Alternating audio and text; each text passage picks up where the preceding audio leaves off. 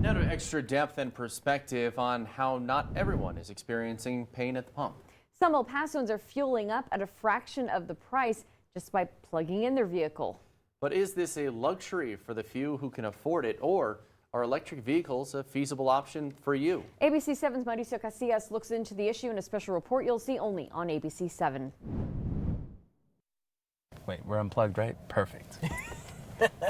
It's important to remember we're unplugged. Always remember to unplug your vehicles. This is a conversation you'd never have in a gas vehicle. But it's one of the first things El Paso electric engineer James Pleasant mentions as we drive one of the utility's Chevy Bolts. Pleasant is part of the electrification transportation team. Their goal, to educate El Pasoans on electric vehicles. 5 years from now, how do you see electric vehicles evolving? I see it kind of like when we first got our smartphones, right? Most people were saying that there was unnecessary, is a little too much, but now everyone has a smartphone. And I think the same thing with this technology. So how do these vehicles work? They have an electric motor instead of an internal combustion engine. The vehicle uses a large battery to power the electric motor. This is one of the charging stations that El Paso Electric uses for its fleet of electric vehicles. And the way you think about charging an electric vehicle is pretty similar to how you would fuel up your gas tank. You just pull it out and you plug in. So with this particular charger, you leave it in for about an hour. You'll get anywhere from 20 to 30 miles per charge. So this is convenient if you go to lunch, you plug it in, you come back, and you've got a decent amount of charge. But most electric vehicle owners, when they get home, they plug in their vehicles, they go to sleep, and when they wake up, their electric vehicle is fully charged. I've always been a bit of an early adopter when it comes to technology. Jonathan Macias is the president of the Rio Grande Electric Auto Association. He got his first EV in 2013. I really don't have to think about it, and it's nice to just be sailing past all of those gas stations and not have to worry about stopping or what the current price for gas is.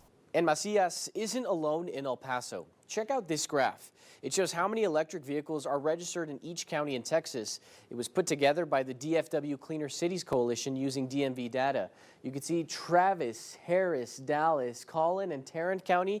They round out the top 5. El Paso, though, comes in 11th place with 1,800 registered electric vehicles.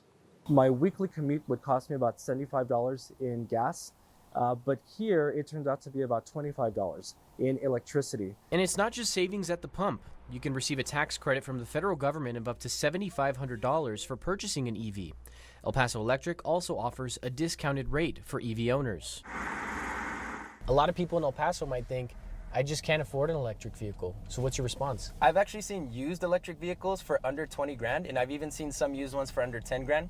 So it really just depends on what you're looking for. And while most people will charge at home overnight, as you can see, the number of charging stations in El Paso is growing.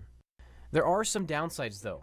Most new EVs have a range of more than 200 miles per charge, but road trips have to be carefully mapped out ahead of time so that you can take a route that has plenty of charging stations. Plus, supply chain issues are causing the prices of EV batteries to increase. That, in turn, is making newer models more expensive. And while gas stations may not be going the way of the dinosaur anytime soon, electric vehicles becoming mainstream isn't that far away either. How's my driving? I think it's good. I'm still learning.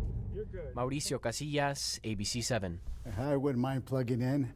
To learn more about whether electric vehicles are the right option for you, just go over to our website, kvia.com. We have a link to an electric vehicle cost calculator, which shows you how much money you could save on fuel by changing to an EV.